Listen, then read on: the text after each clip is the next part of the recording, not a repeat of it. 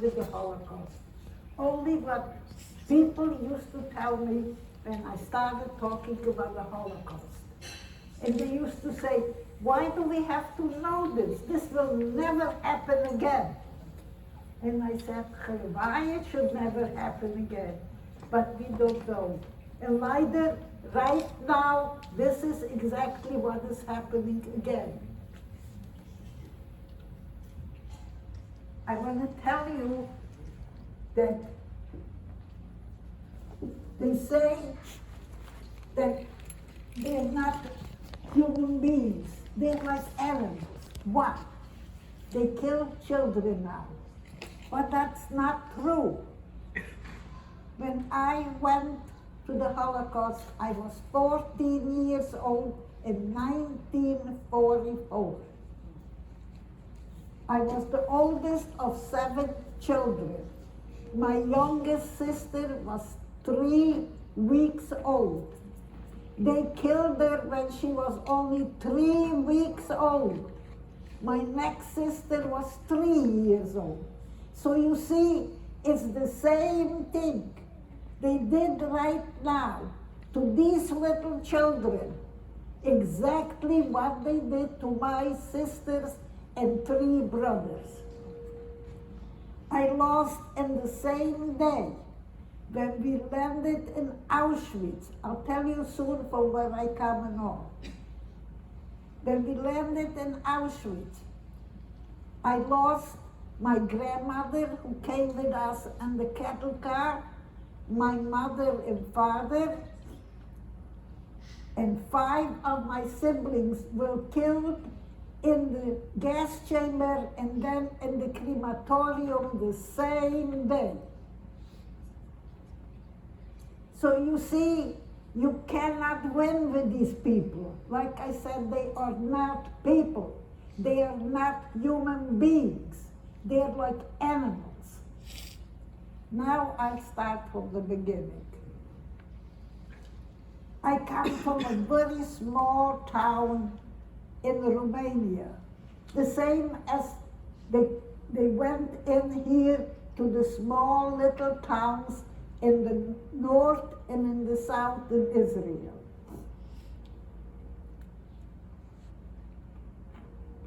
As soon as 1944 arrived,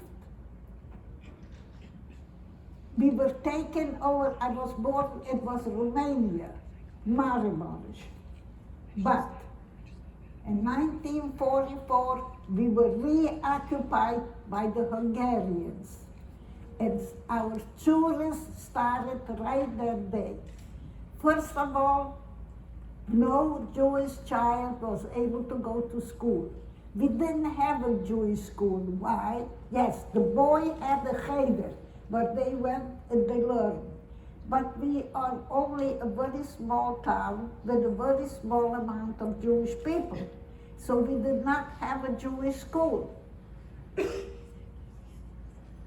So we went to public school from 8 in the morning till 1 in the afternoon. But as soon as the Hungarians took us over, that was the end. No Jewish child was able to go to school. The same thing what happened is with the Jewish businesses, the people who had any kind of a store or business. No more. No Jewish was able to open a store or do business. Now, how would they survive? That was their parnusa, that was their livelihood. So what happened? The people who did have some money or did have grocery stores or a butcher shop or a different store, opened the store to all the other people, and this is what IE does. Please, if you need groceries, if you need something from the butcher shop, I know I can't sell, but you can come, the door will be open certain times, and take whatever you want. This is how IE does. Until that was right before Pesach. 3 days before Pesach, we were reoccupied again. By whom? By the Nazis. Now problems were even bigger. My father was the rabbi of the town. He also made a yeshiva. But they came, as soon as the Nazis took us over, they right away came, they arrested my father, and they arrested the shoichet. You know what the shoichet is, the one who, when you go to shecht a chicken or a cow, he is a shoichet. So they arrested both people. We couldn't ask them, where are they taking them? Why are you taking them? Why? Because if you ask the question, the only answer you got is they were hitting you. So you learn to keep yourself alive. You didn't ask questions. They did not bring back my father for Pesach. And my mother had a baby, the 7th child, just 2 weeks before. So who's gonna make Pesach in the house? When we were lucky, we lived with my mother's mother. She was an elderly lady, not as old as I am, but an elderly lady. And in Europe, if you were 60 years, you were old. Because remember, I'm talking 80 years ago. People did not live that long. So what happened? She made Pesach. My brother, who was next in line to me, he was a year and a half, not even a full year and a half, younger than me, so he made the Seder. It was very uncomfortable, and it was very hard to make Pesach without my father. To make Pesach there, it's not like doing here. You have a refrigerator, you have a freezer, you can cook before, you can buy before. There was no such thing. We had no electricity, we had no gas, we had no indoor plumbing. Everything was very primitive, but it was a very nice life. Right the last day of Pesach, the Nazis went in the middle of town with bullhorns, and they made the announcement. Every Jewish man, woman, and child has to come in front of the shul. We didn't understand why do they want us to go in front of the shul. And everybody should bring some food and some clothing. Food we couldn't bring. It was the last day of Pesach, like I told you, there was no refrigerator, there was no freezer, there was no food to bring. Yes, you could bring some clothes, but like here, you have plenty garbage bags or plastic bags and suitcases. We had nothing like that. So how do we, in what are we gonna bring our clothes? We had to take a pillowcase, and everybody put in their own clothes, took a string, tied it, and that's what we took with us. When we got in the middle of town, we realized they're gonna take us away. Why? The mode of transportation in my town was horse and buggy. There was no cars, no truck, no buses, no trains, nothing. We only went with horse and buggy. When we hit the middle of town, the entire street was lined with horse and buggies. So we knew they were gonna take us away. Right away, they told us to climb up on those horse and buggies, help the elderly, help the children if we had to, because otherwise they couldn't get out there. As soon as everybody was off the street, we started going. We went 3 little towns further to the town of Dragamerest. In that town, the Nazis roped off half the town and they made the ghetto. But the ghetto was only a little part of their town. It was a much larger town made towns through terror, but it was still a small town.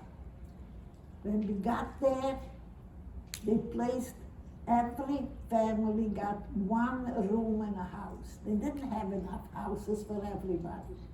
So we got into this room. So we were 7 children, my mother and my grandmother. My father was still not with us. So there were 2 beds, but we didn't have no linen for the 7 of us. So my mother took one of the beds and my grandmother, and we slept on the floor as bed as we could. The next day, they brought back my father. So we were very happy now my father is going to be with us. A few hours later, the Nazi comes and he tells them to come out on the porch of that house and bring a chair. We were scared. What are they going to do to my father? But we had no choice. He went out on the porch. They told him to sit down. They took out scissors. My father was a very Hasidic Yid. He was a Vishnitzer Husid. He had a long beard. He had long payas. He wore a long jacket. What did they do to him? They took the scissors and they cut off his beard and his payas. He was so embarrassed to go out from the house. He felt so naked without his beard and payas. So he took a kerchief for my mother and he tied it around his face so he should be able to go outside, to go to shul. There was no school for us there, but they made right away a school for the boys so they could have a cheder, they should be able to teach them.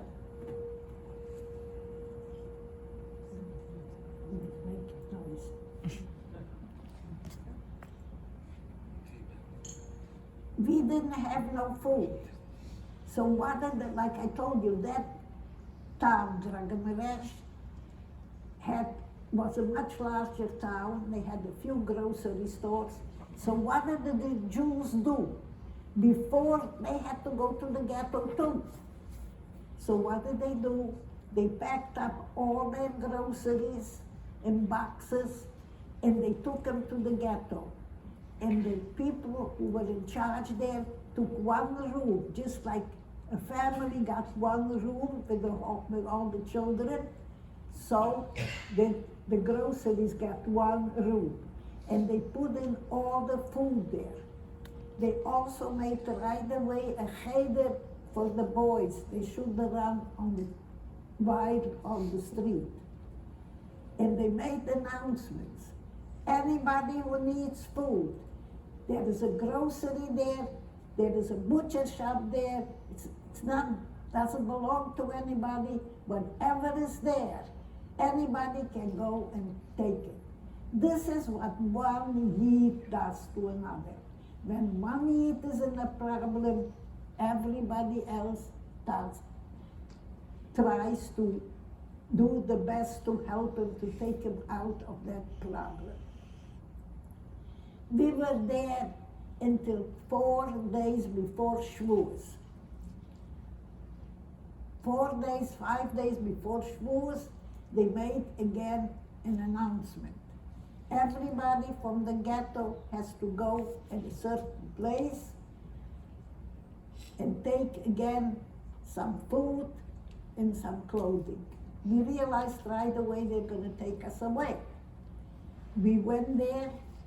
Again, the horse and buggies were there, but this time they weren't enough because it wasn't just one.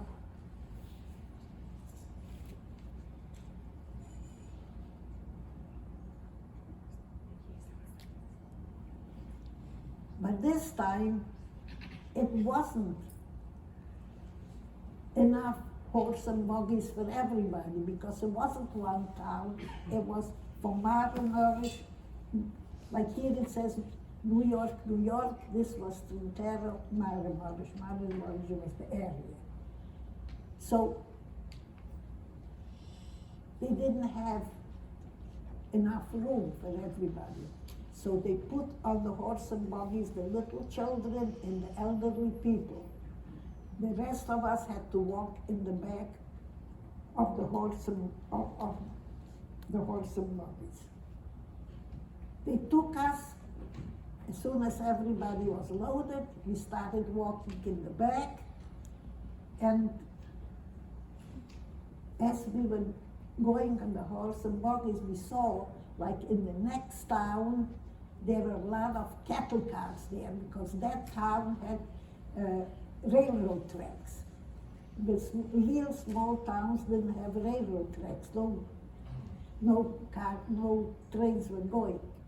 And we saw all those cars there. So we knew they were going to take us away. As we hit that part, they told us to go up to these cars. But cattle cars, as you know, do not have steps, because cattle don't need steps to be able to go up. So how did we go up? We had to ask one another, please push us up. Help us, otherwise we cannot go up on these cars. What happened when we got into the cars? There wasn't enough room. So instead of, let's say, every car can hold 50 people, they pushed us up 100 people. So if you got up on the car and you remained standing, that's how you had to stay. If you remained sitting, you had to sit. There was no room if you sat to stand up or otherwise. So it was very uncomfortable. The cars had nothing. It had no seats, it had no water, it had no food, it had no bathroom facilities. In the cars, as soon as everybody was loaded, started going. We were going on the way. We didn't know where we were going, but we were going on the way towards Czechoslovakia.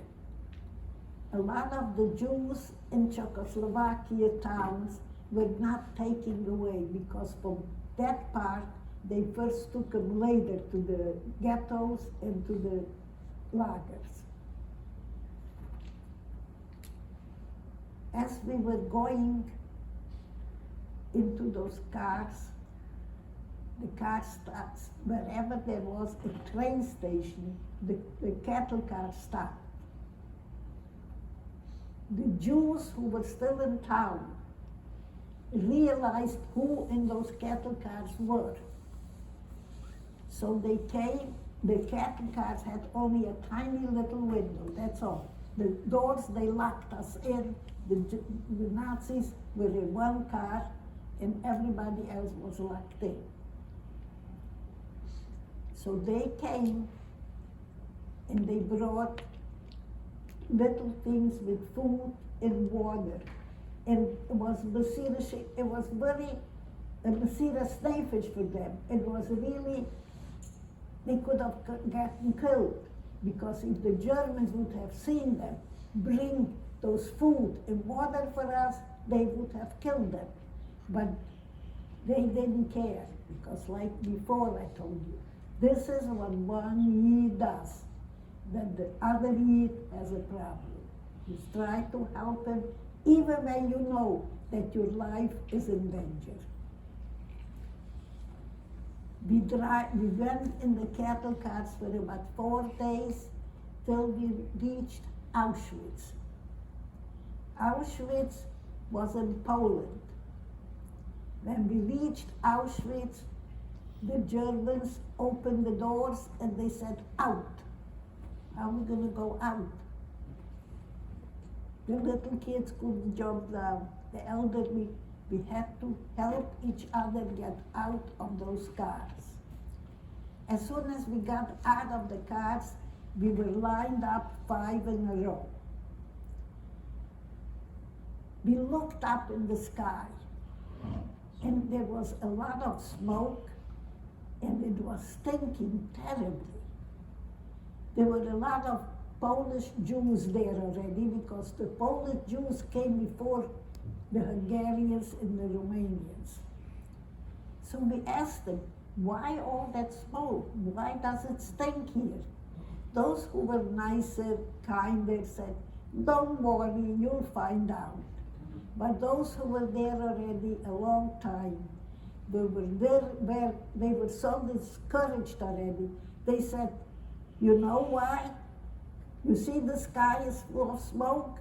You see it stinks? Because you see these big buildings here?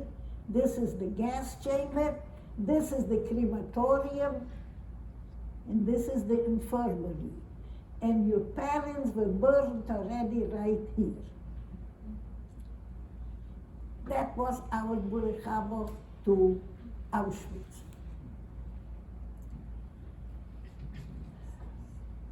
Sorry, I have to rest a minute.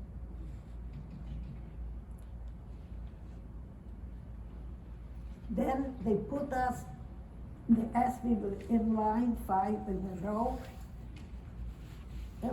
Dr. Mengele, Yimach came to make a selection. You go right, you go left. But we didn't know, what did it mean, go right, go left? We found out in time. Those who he put left were to go right away to the crematorium, to the gas chamber and crematorium. Those who he put right, he's going to take us to a different part of Auschwitz, which was called Birkenau. Was they said it was 3 kilometers. In Europe, they didn't say miles, it was kilometers. That there, 3 miles away, was Birkenau, and that was the lager where we went to work. But before that, they took those who they put in the left side, and they put them into the gas chamber. They took us who we were put in the right side. Mengele came and made the selection again. And then we were taken to a room. And first they made us undress, then they cut off our hair. And they said they would take a shower. But we saw the gas chamber had 2 doors. One door and another door. We were put to one door. Those who had to go to the crematorium were put to the other door. After they took away our clothes or we had any jewelry, and they said, we'll give it all back, then you come out of the shower. Of course it wasn't true. They never gave anything back. But we got into the shower. We heard on the other side, the people are crying. They're scratching on the wall. And we didn't understand why. They're taking a shower. Why are they crying? We didn't know. When we came out of the shower, we saw the Germans picked 5 Jewish men, and they were called the Sonderkommando. And what was their job? Their job was to take out all the people who were in the side, but they didn't get water, they got gas. So they were dead already. That's why they were crying and scratching on the wall. But there was no way for them to escape. So those 15 Jewish men, they as we were coming out, we saw they took out the dead people and they put them into the crematorium. The crematorium was one house, and it was open like you see today. Pizza shops, they put the people in on such things and they shoved them into the crematorium. The same 15 men had to go later in the back of the crematorium and take out the ashes. And what did they do with the ashes? Right in the back of the crematorium, there was grass. They put the people right, not the people, the ashes. They put there all the ashes. I know I was asked to go to Auschwitz. I said, that's one place I'm not going. But I know people who did go. And they told me that the Polish people made, in that part, they put out flowers. But you're not allowed to step there. It's a real cemetery, let's be honest. After the crematorium, they were put there. We were put back into that same room where we had to undress, and they took away our jewelry. And now they gave us clothing. So what kind of clothing did we get? We got a one-piece dress, like a nightgown, and instead of shoes, we got wooden clogs. That's all we had. That dress and wooden clogs. And then they took us to Birkenau, where I told you that was the next to Auschwitz. It was part of Auschwitz, but it was 3 kilometers away. There they had army barracks. What did they have in the barrack? Three-layer bunk beds. There was, in the bunk bed was a straw mattress, and that's it. There was no sheets, no pillows, no blankets, no nothing.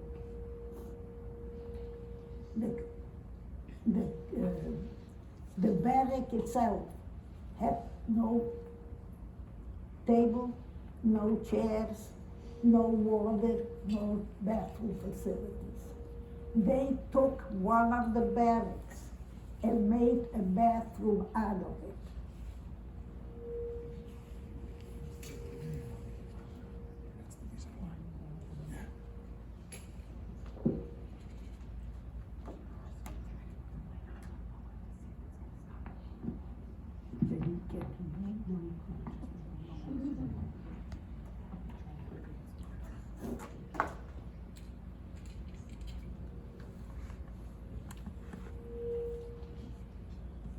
They made that bathroom, and how did we didn't able to go to the bathroom when nature called. After breakfast,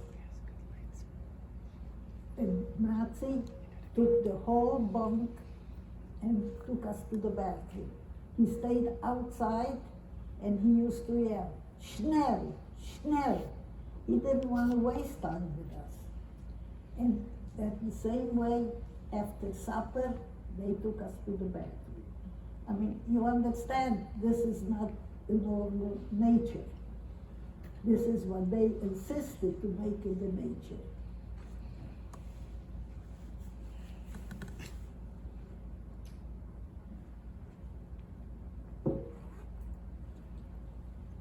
Every morning, we woke up at 5 o'clock. We didn't have to change or dress because we were dressed. That's all we had was that one dress and the wooden clogs. And they took us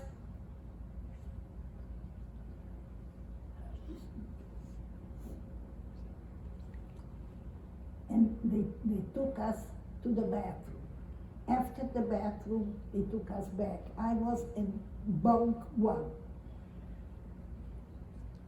They took us to bunk 1, and they had a table, not this kind, but a long table, and in front of the table sat a German, a Nazi, and he had a bowl of ink, he had a bowl of fire, and we thought it was a pen. And we had to make a line, and they gave us tattoos. I have a tattoo A7443. Now, this wasn't just written on my hand. This was fired into my hand. We couldn't say anything because otherwise we were always hit. That's the only answer we had to anything. Now the numbers, I never bothered putting the numbers together. They're there, let them stay. But I went once to speak by one of my grandsons in New Haven, Connecticut, where he is a head of a yeshiva. And as I was showing them the number, one boy gets up and he yells, "You know what's written on your hand?" I said, "Yeah, A7443. No, he said, "Let's add it together. 7 and 4 is 11, and 4 is 15, and 3 is 18. What does 18 mean? Chai." So what happened is, Hashem wanted this on my hand, but he dictated the Nazis to write Chai on my hand.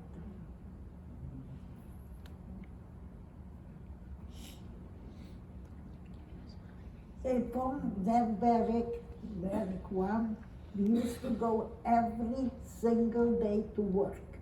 We went to work to a Weberei. You know what a Weberei is? A weaving mill where they make carpets. But we didn't have, what do you call bowl? We didn't have what to put in there. So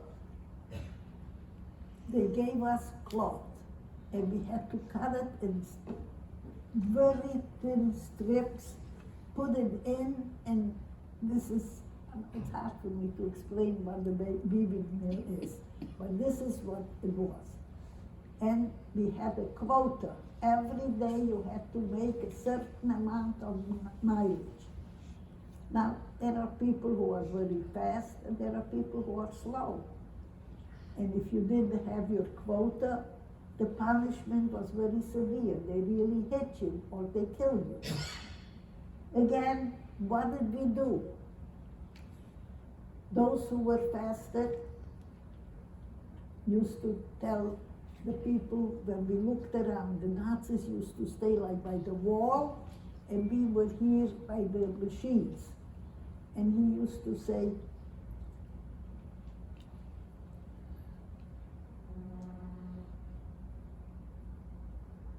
whatever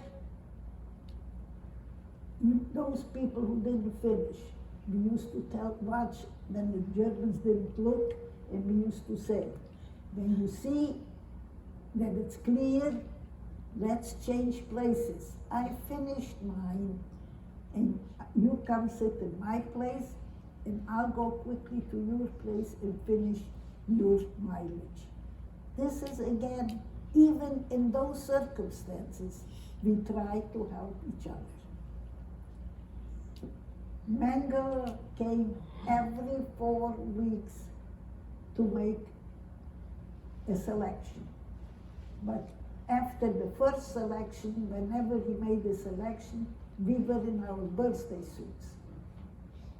I was small, I was skinny, and one day he picked me to go to the left side. And I knew that means if I go there, that's it, that's the end. I guess I wanted to really live. So I said, I'm gonna try and cross to the second side. So I looked and looked, but I knew I had a number. If they are gonna catch my number and write it down, I can't escape. So what did I do? I took my dress and I covered my number. That's the only clothes I had anyhow. I covered my number. And I looked till I saw when they are busy talking to each other, and I ran across. As soon as I got across, I knew I had another crowd. The Germans only wanted 5 in line. Nobody had to be more than 5. Now, if I went across, I became 6. So what am I going to do? So we asked the girls, please move back 1 so I can slip into a line. And that's how I survived.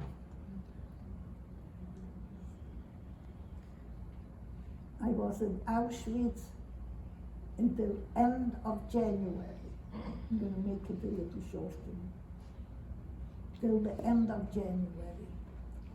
End of January, the Russians were very close to Auschwitz, and the Germans didn't want they should reoccupy us. So what did they do? They organized a death march, what they call it. So we were in Auschwitz, which was Poland, and they wanted to march us to Bergen-Belsen, which was Germany. So they lined us up at 5, and we started marching. But that time of the year, December, January, in that part of Europe, is very cold, a lot of snow, a lot of ice.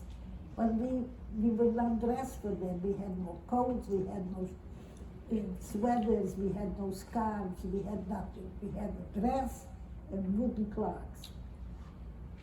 45% of the people who started out on the death march, if you read the history what happened, did not make it to Bergen-Belsen. They died on the way because of the conditions that we were in. I survived. Why? I guess Hashem wanted. And Baruch Hashem, I got married. I had children, grandchildren, great-grandchildren, and great-great-grandchildren. I have close to 100 descendants, Baruch Hashem. But now let me go back and tell you what happened after. We marched, I don't know how many days, without food, without sleeping, until we hit Bergen-Belsen. Bergen-Belsen was the same kind of camp like Auschwitz, except it had no gas chamber and it had no crematorium. But they had a lot of other problems that killed the majority of the people. The first problem that we encountered was lice. We didn't have hair lice because we had no hair. We cut off all the time our hair. But we had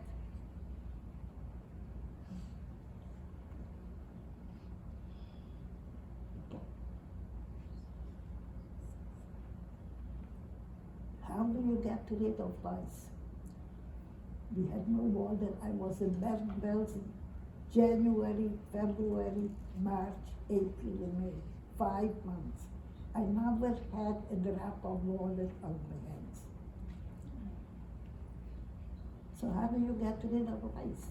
We had no soap. We had nothing. So you have to pick each one off individually from your body, kill it, and drop it on the floor.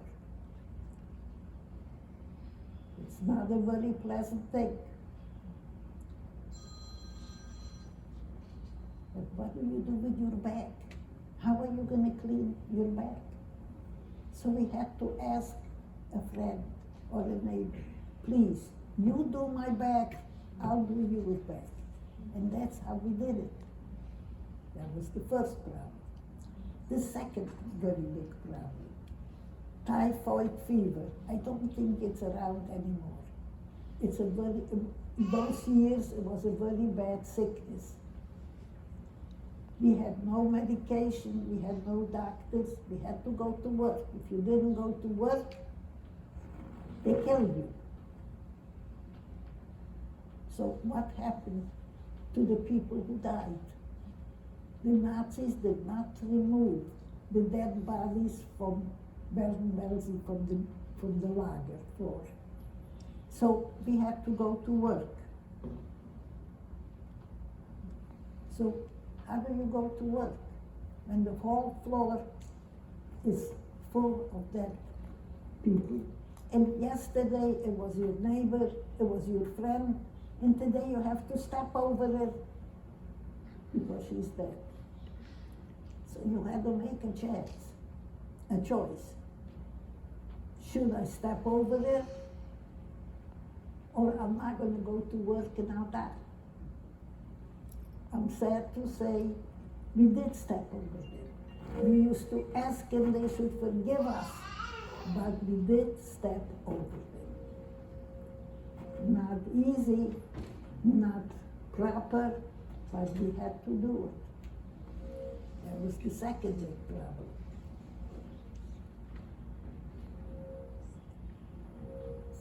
They did not remove the bodies until the English liberated us, and they came the next day and removed all the dead bodies from the floor. Then we had to go to work. In Auschwitz, we did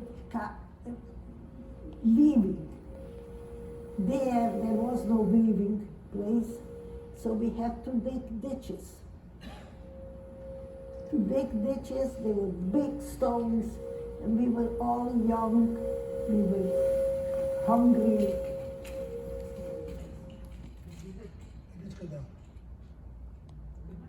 Maybe I'll just give this to Bobby for the last few minutes. What?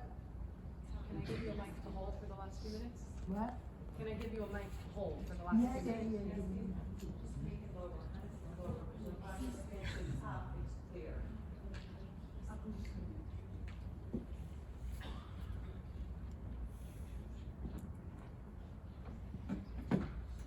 Just hold it very close to your mouth.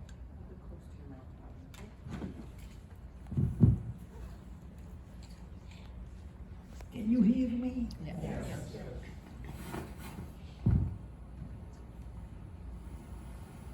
So, for us, take all those big stones out of the ditches where we dug. Try this. So we used to, is it good? Yes. Huh? Yeah, good.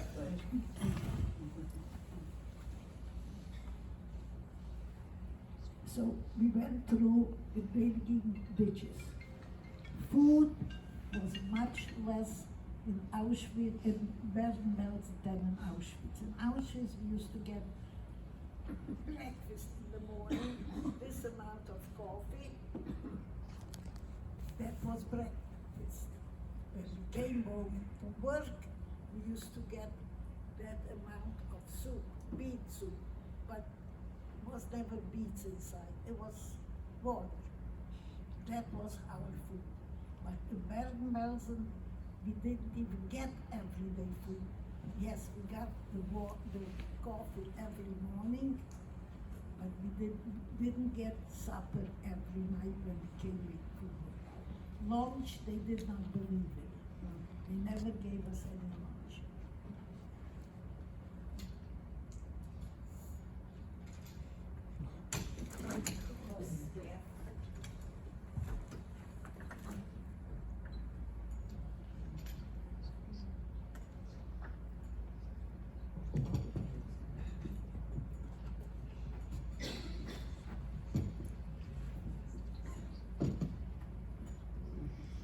You don't have to hold it. I want to put it where you don't have to hold it.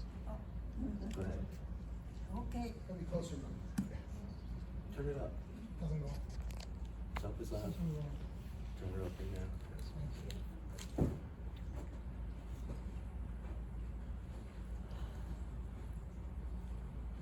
can you hear me? Yeah. Yes. So.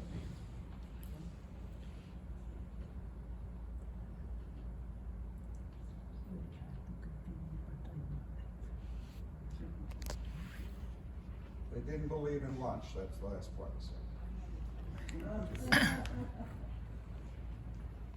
We didn't believe in a lot of things. But all I want to tell you, I always ask, people ask me after I finish talking, tell me, what kind of revenge do you want on them? I said, I don't want revenge. We are Baruch Hashem here. They are down there. That's my revenge. Can you repeat that? Anyway, in Bergen-Belsen, we had a lot of other problems. Like I told you, they did not give us food. Food was very scarce. Coffee in the morning, yes, but bread every few days only. But I don't know how it happened, but I was in Bergen-Belsen, Pesach. How they knew, I don't know, that it's Pesach. So the first night, we knew. How did we find out? We didn't have, because next door to our lager, there was a men's lager, and they used to scream across, tomorrow will be Shabbos, or whenever there was a Yom Tov, they used to say, tomorrow it's going to start Pesach. So we knew. The first night Pesach, they gave us bread. Now, what do? You are so hungry. You're going to eat the bread. A lot of us not only didn't we eat it, we didn't even take it to put it away, because we knew if we'll take it with us in the barrack, we will not resist it. So we just didn't take it. But Baruch Hashem, the rest of Pesach, they didn't give us bread. So we didn't have the Messiah not to, whether we want to eat it or we don't want to eat it. And when you're very hungry, it's a very big Messiah. We were in Bergen-Belsen till the end of May. Like I told you, all the 5 months, we never had a shower, we never even had water to wash our hands. And they did the same as in Auschwitz. They made a special barrack for bathroom. Could never go but nature called. One day, towards the end of May, we woke up in the morning and there were a lot of English soldiers. They reoccupied Bergen-Belsen. So the first day, a lot of people passed away. Why? It wasn't their fault. They never intended to hurt us. But they knew, they didn't realize that we didn't have any food for so many months, more than a year. They said they make us a very good meal. So what did they make? They made baked beans. Now baked beans is a very, very heavy dish, and it's full of fats and everything. So people ate it and died from that.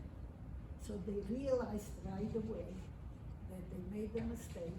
So the next day they gave us cereal, they gave us chocolate, they tried to give us food that will help to sustain us. A few days after liberation, 2 rabbis from the United States, one, Rabbi Silver from Cincinnati, Ohio, and Rabbi Volkelander from Seattle, Washington, came. Rabbi Silver was dressed in an American soldier uniform, and the other one was dressed like regular, and they made a kosher kitchen immediately, and they also made a cheder for the boys. And the same, we had, here was the men's lager, we were the ladies' lager. My brother was a year and a half younger than me, he was in the men's lager. But as soon as the liberation, everybody came out, so I met my brother. we didn't have clothing.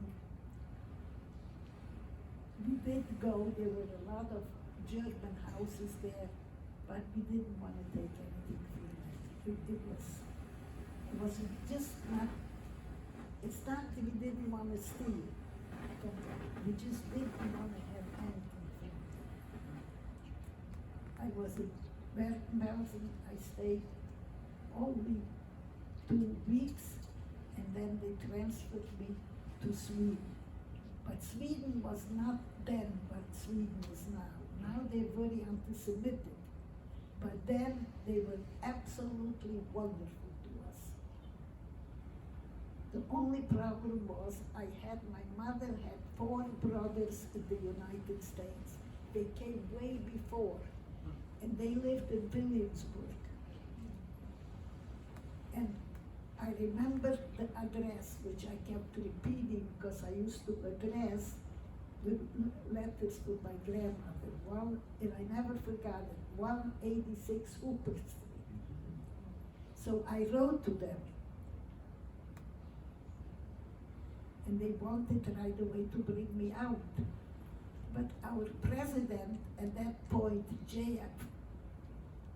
Roosevelt, was a very big anti-Semite, and he closed the Jewish quota for 2 years. So I remained in Sweden 2.5 years till they opened the quota. That's what I came. They sent me a certificate from the Beis Yaakov on Williamsburg, and that's how I came in November of 1947 to the United States. Any questions? If I have an answer, I can.